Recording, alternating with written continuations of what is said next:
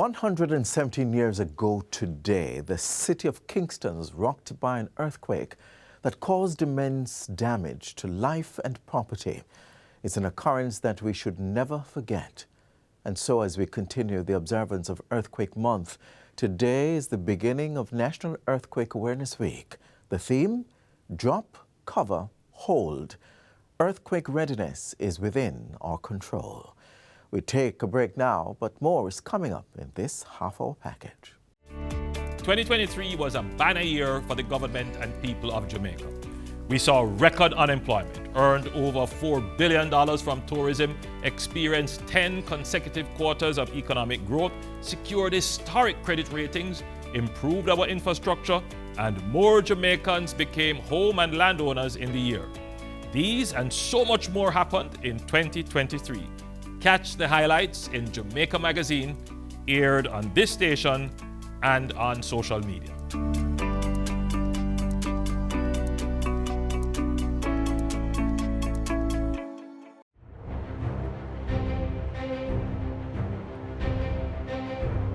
Earthquakes can happen at any time. It has nothing to do with the weather. It has nothing to do with the heat. Are you prepared? What we all need to do is have our preparedness kits ready, just as you would for a hurricane. And this needs to be done year-round.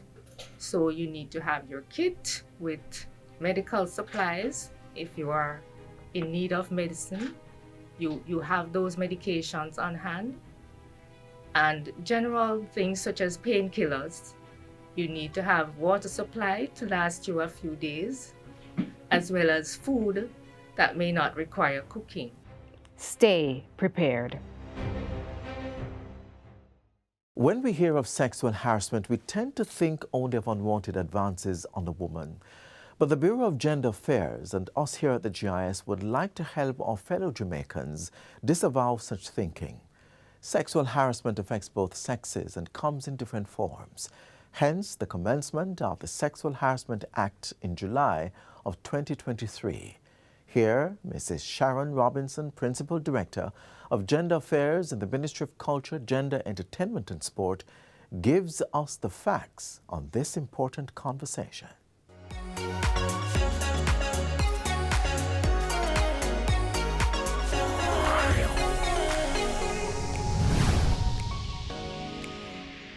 Welcome to Get the Facts, the program that provides you with information on government's policies and initiatives. I'm Theodore Henry. When one thinks of the Bureau of Gender Affairs, the first thing that comes to mind is that it focuses on women's issues. But is that what the agency is all about, or is that all the agency is about? Well, here to tell us more about the role of the Bureau is Principal Director for Gender Affairs in the Ministry of Culture, Gender, Entertainment and Sport, Sharon Coburn-Robinson. Welcome to the program, Lady Coburn-Robinson. Thank you, Theodore. All right, let's jump right into getting the facts. Now, what is the mandate of the BGA? All right. So essentially, I heard you say that the Bureau is responsible to make sure that women and men experience development. Okay. Is that what you said? Well, I was wondering, is it just about women's issues or? It's women and men. Okay. And it's on a basis of equality. So as you're aware, development is not something that we all experience in a homogeneous way. Okay. And so we have to ensure the gender differential. And that simply, you look puzzled. It simply means... No, you're blowing my mind. As a male, you experience gender in a different way, and you experience development in a different way from women. Right. And so the programs that we roll out, or activities, or plans, or projects are all geared towards making sure that you experience it in the way that best suits your needs. That's what gender differential means. Right. Making sure it matches what you require based on your contextual realities. And that's for development of human capital, making sure that all parties experience what is required and in a way that is equitable and with equality. I find that fantastic. And when you said gender differential, I was thinking like, so not one size fits all. Absolutely. But Okay. So how does the agency help to ensure this sort of gender parity in Jamaica? Especially, as you said, we're in different places. We experience it in different ways. Absolutely. So we do that in collaboration and partnership with a number of key stakeholders. So we have specific programs that we focus on naturally because of the fact that we have a gender mainstreaming mandate. And that says making sure that men and women, boys and girls are included in development in whatever plans, programs, policies, projects, whatever operational plans you're rolling out. You ensure that the benefit is equitable and that it is so resourced, whatever your program that you're doing, that nobody squeals discrimination, nobody squeals victimization, nobody is accusing anyone of sexual harassment or feeling that there is some amount of bias in the workplace. And which, even if it's not in the workplace, even if it's a community space, members of the community ought to benefit equally from all materials, resources, services, benefits that are available on a basis of equality, simply because the gender policy states that, or National Policy for Gender Equality, as well as the Vision 2030, making sure that all parties benefit equally. So we are all on that road, on that path to development. Ah, wonderful. I do have to ask, have you faced any challenges with this idea of mainstreaming gender and parity? Oh, in absolutely. society? Absolutely. We do get some pushback, Theodore, in some spaces, because in some instances when we go to do sensitization, persons would ask, are you speaking about women's issues only? Are you focusing on making sure that women are empowered? Right. And so we have to say, absolutely not. We are looking at women's empowerment as well as male empowerment, so much so that we have now a male empowerment unit. And that male empowerment unit focuses on issues relating to men and health, men and behaviors that are health-seeking. You know, there are times when some men are afraid to do prostate cancer screening. Right. And they might not want to go to the health center for a number of reasons. But we find that they'll come to a fair.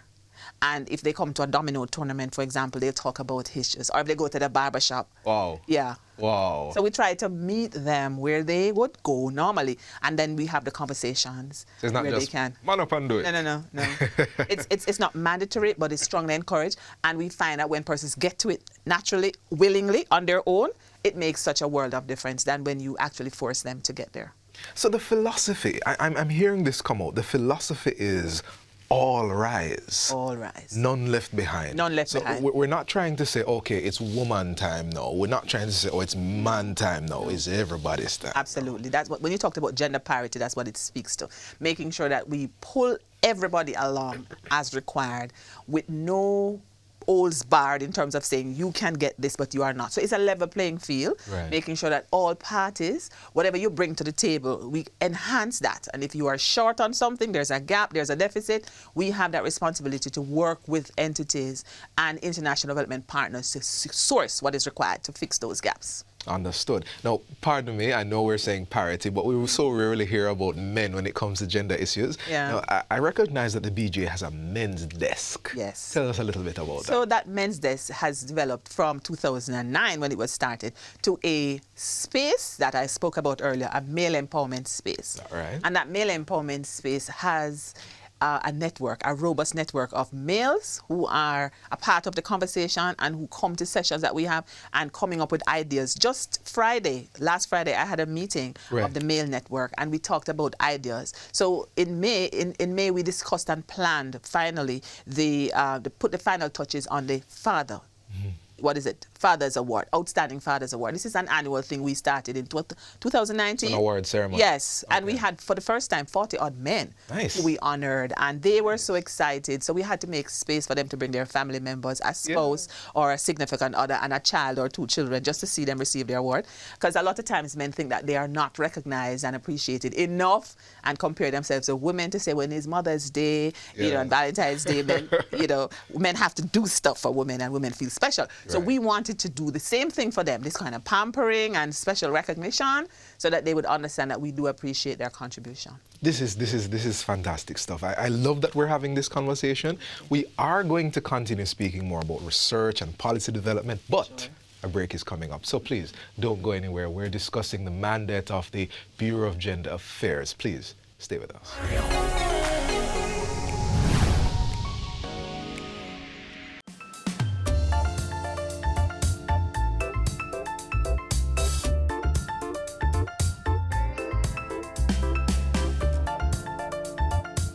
check on your strong friends. And having gone through postpartum depression after having my daughter, I know what mental illness can be like. You may be the one to provide someone with a haven.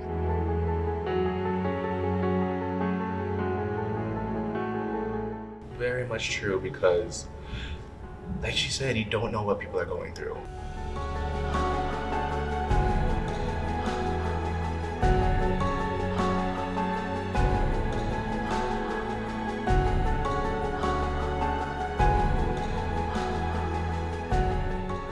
It's also important to know within yourself what's going on, because you yourself know you better than anyone else could possibly know you.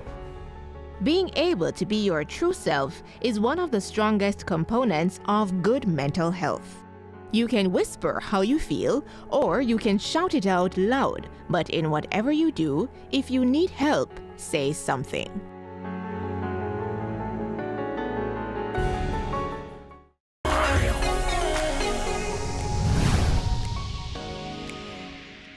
Welcome back to Get the Facts. We're continuing our discussion on the role and the functions of the Bureau of Gender Affairs to employers and institution heads.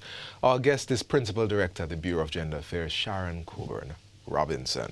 Lady Robinson, let's keep going with getting some of these facts. Now, the Bureau has a public education campaign and a training function as a part of their mandate. Right. And how have you found the reception to those efforts? Good question, Theodore. So the gender, one of the main campaigns that we have now is no excuse for abuse. And we had to develop that because we found that the statistics were alarming in terms of the number of persons who are reporting. I've seen that one. I've seen that one. You've seen that. In the billboard in Halfway Tree, for example. Right. Yes, and we've ramped that up at the community level because we recognize that sometimes you can't plan for these things in terms of you might have done a robust sensitization session with a number of persons coming, and the next morning you hear that somebody there's a death suicide, murder suicide, or a child was killed, or a child was kidnapped, a young man was abducted. It's just bizarre when you hear that, because you know definitely that we have been trying, we've been working, and the idea is just to get that mindset where persons recognize that it is not okay to harass somebody, it is not okay to violate somebody, and all of us have rights. And so you don't have any right to violate somebody. You have a right to go to somebody's house and plunder and kill the persons and leave the children without our parents. It's just not right. Do you think that you're up against culture? Absolutely. Absolutely. We have this thing called the conspiracy of silence, Theodore, where some persons at the community level know about what is happening. They see and they know and they're aware, but they're afraid to speak because of that culture that says inform of the dead. And they feel if they talk about it, then they are going to be stigmatized and they might lose their lives. They might be reprisals. They have to leave the community. And so we encourage persons to disclose the information in a confidential way so that nobody has to know that you've shared that information. But if you think of the rationale behind it, if you share that information, you could cause one less person or one less family to suffer. So you share the information simply because you're also saving your own life and the lives of your family members. So the idea here, the thrust here is essentially to blanket these areas with this information. Absolutely. But also make the avenues available for people and let them know where they are. Certainly. So the research has given us ideas on the hotspots and the communities that are more prone to have gender-based violence. So once we know that this is so, earlier we were a part of it's a ICVIS. It's a information.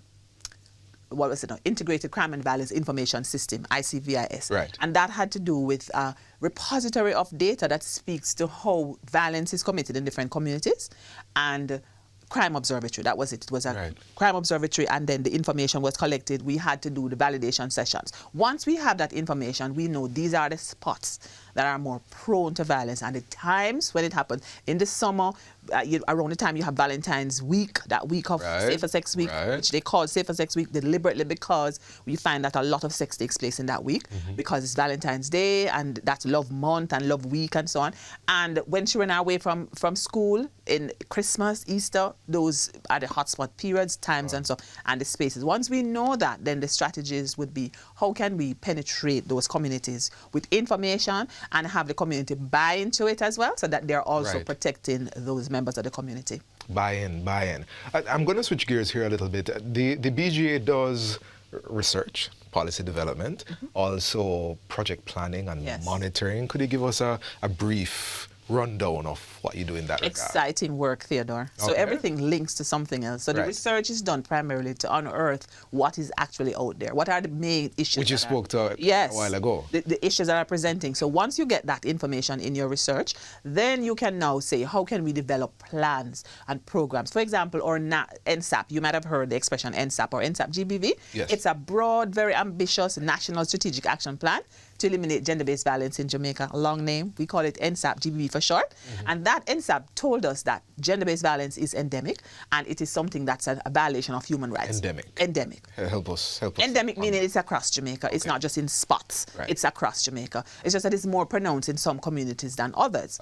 And sometimes there's an under-reporting of the cases because, again, the informal culture and the conspiracy of silence and so on. But once persons get the awareness, and what we also have found is that community policing helps. So when we hold hands with the police and do a lot of work with the police, just go into the communities and do the conversations with them. Like we call it pound the corner reasoning, you know, just going to and having little brochures, flyers and stuff. I had one earlier where you just talk to persons about, you know, what is domestic violence? Who are the victims and how can you prevent yourself from getting it and from becoming a victim of domestic violence? And if it happens, what are the forms of redress and how do you protect somebody else? How do you report it, for example, if it's a family member?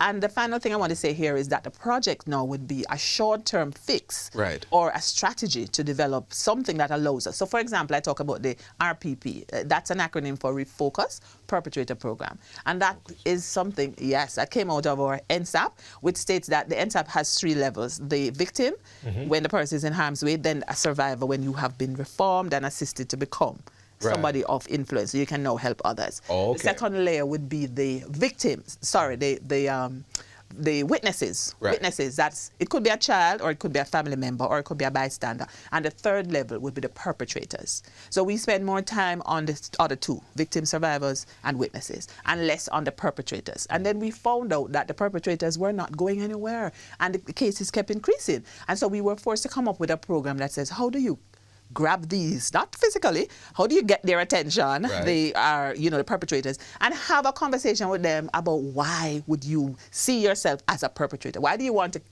carry out an act of crime, an act of violence against somebody? Is it something that happened to you in your early childhood that wasn't addressed? Are you yourself a victim now, have become a perpetrator? And that was so telling. We partnered with JAMHAN, Jamaica Mental Advocacy Network, and we did for the very first time, Theodore, a biopsychosocial assessment. It sounds fancy. It simply means just talk to the persons and conduct a little scientific test to see what's wrong with the head, if that's a problem, or what are the factors that have caused you to become a perpetrator. It's fascinating.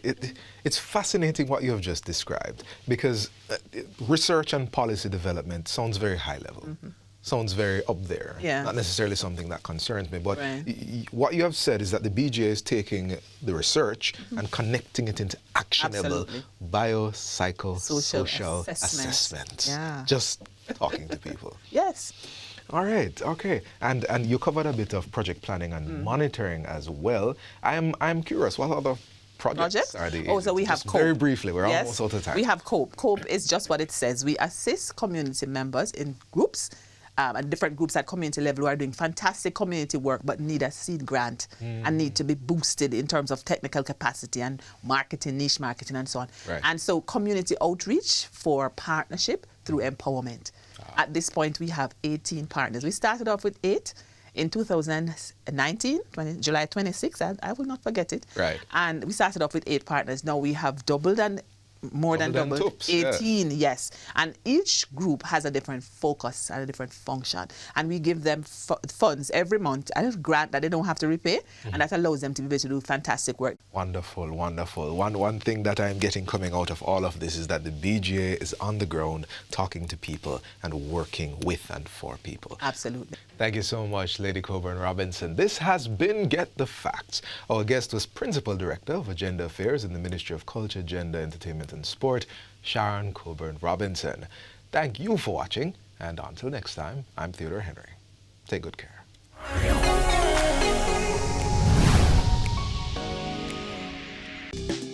We are firmly committed to providing the economic environment and resources necessary to ensure that the people of Jamaica grow and prosper. The levels of unemployment are also lower today than the historic lows achieved immediately prior to the COVID-19 pandemic. This represents the 6th consecutive budget speech in which we have not introduced any new taxes of the people of Jamaica.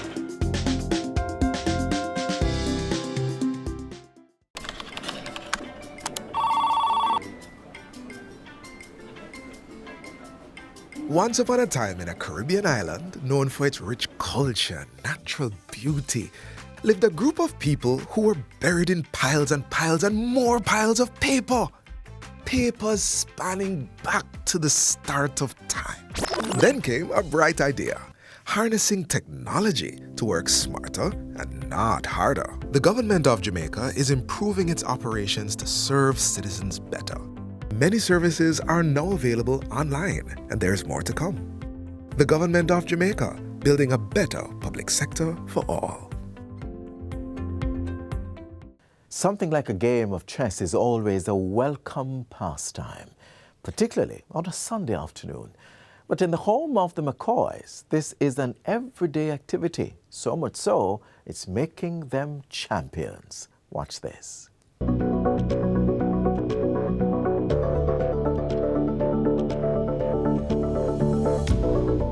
A problem that cannot be solved easily. It will take more thoughtful strategic planning than just a simple 1, 2, 3 step solution. This is because chess players must consider a wide range of options before planning their next move. A process champions Aaron and Ariel have mastered. There are so many benefits of chess. Chess helps with your mathematical skills. Chess helps with your reasonability. Chess helps with strategic thinking. Some people don't understand. Chess also helps with your patience level. You have to be patient to play the game of chess. Chess helps with the discipline, going through it. So the discipline of, sticking to it, getting a task done and completing a task and things like that. So when I learned of all the benefits of chess, and how it helps overall in terms of the development of a person, I said, my children will have to play chess. I started teaching my daughter when she was 3 years of age. I thought, well, if there's any time to start them, 3 should be good enough, So she started at 3 and she continued to play to date, and she's still playing now, now 16 years of age. When you're living in the same house as your coach, it's kind of difficult because you can't get into practice late because you're in the same house where practice is. Everything has to be very on time. You do badly at a tournament and you come home and you're still hearing about the tournament because your coach is with you, but you do well and you come home and you still get the congratulations and everything. I feel like I'm a more analytical person. I'm very observant. A lot of things I look deeper into than other people would. A lot of people are like, Ariel, how did you notice that? I'm like, well, it's there. But I realize a lot of people don't observe it like I do. I wouldn't say I'm an amazing math student, but I definitely would have been a worse math student if it hadn't been for chess. You learn to listen and you take your time with the problems and you kind of work through them. My son, he saw her playing when he came on the scene, when he was almost 2 years of age. And he said he wanted to play chess as well. I'm like, huh? So he came along and he said he wanted to play. So I said, all right, let me try him out to see how would he respond. So I started teaching him, he started making a move. By the time he was 3+, he was now checkmated. That's historic. They don't get them at that young age to start checkmated. You get what I'm saying? Hello, my name is Erin McCoy. I'm 11 years old and I started playing chess at the age of 2. Chess helps you to think critically, also helps you with your math, which will be very useful later on in life. So chess is actually very good for education as well. Helps you focus.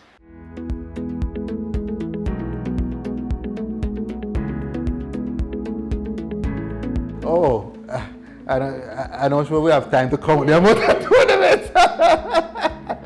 On average though, when Jamaica Chess Federation puts on tournaments, you might have an average about 6 about on average 8,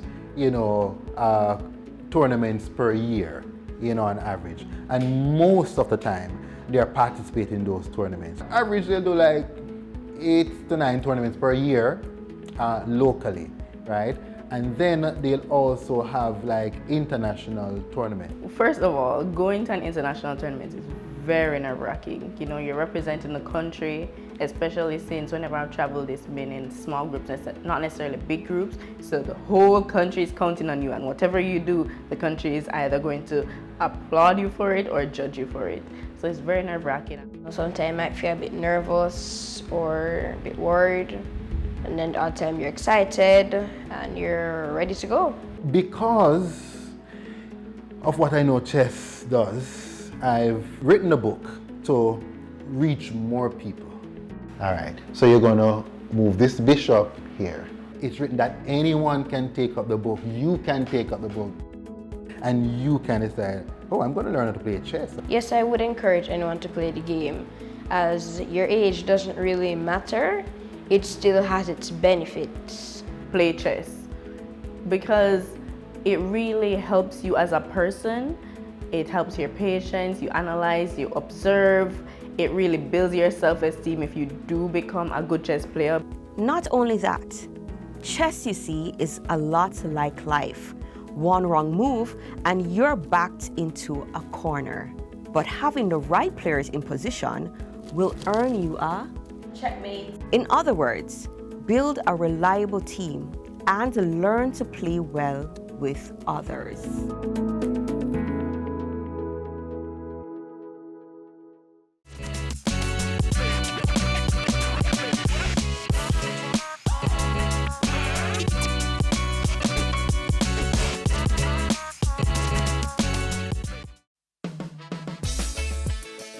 With God, we are stronger. We will not go under. It's our time to shine.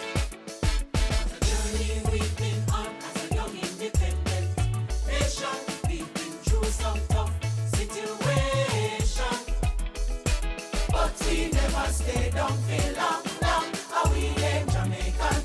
And we are strong, strong, strong, strong, strong.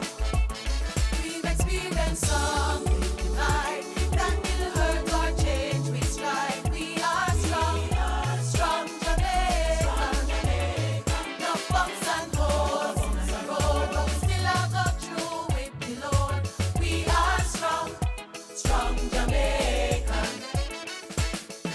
The journey we've been on as a young independent nation, we've been through some tough situations, but we never stay down for long, long. Are we them Jamaican?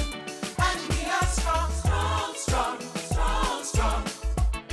I can imagine the look on them face when them see that we still in the race. We are strong, strong Jamaican. Them expect we find we same place, but we step up and keep up with the pace. We are strong, strong Jamaican. A reminder there that we are in fact a people of remarkable strength. As we continue to grow with the betterment and enrichment of our family lives, let us strive to help our fellow countrymen and women. This is where we end today's show. To catch a repeat of this or any other, feel free to log on to our website at jis.gov.jm. Until next time, I'm Adrian Atkinson. Do take care.